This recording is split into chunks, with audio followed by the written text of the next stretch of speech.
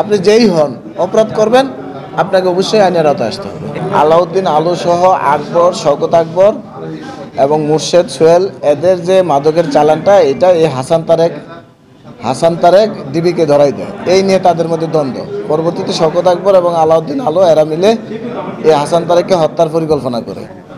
এই হত্যার পরিকল্পনাটা প্রথমে এটা ছিল একটা ক্লুলেস।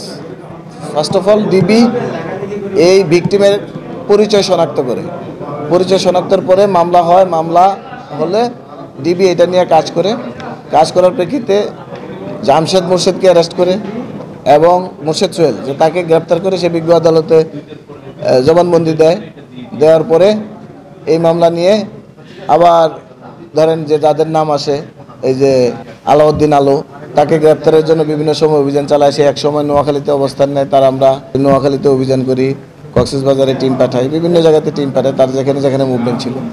তো শেষ পর্যন্ত সে কিন্তু পার পেতে পারে না, সে অবশ্যই পুলিশের জালে ধরা পড়ে এবং আইনের আওতায় তাকে আসতে হয়েছে।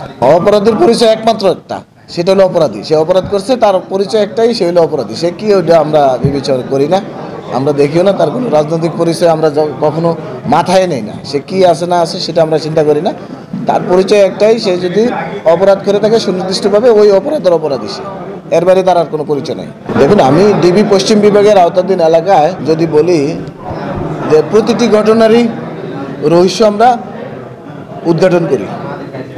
বিনা রহস্যে বা বিনা চ্যালেঞ্জে কোনো অপরাধী পার পেয়ে গেছে অন্তত আমি আমার ডিভিশনে গত 1 বছরের মধ্যে আমি মোটামুটি দেখি নাই যে এমন কোনো এক্সাম্পল আছে। তো সো আপনাদের মাধ্যমে অপরাধীদেরকে একটাই মেসেজ, আপনি যেই হন অপরাধ করবেন আপনাকে অবশ্যই আইনের আওতায় আসতে হবে।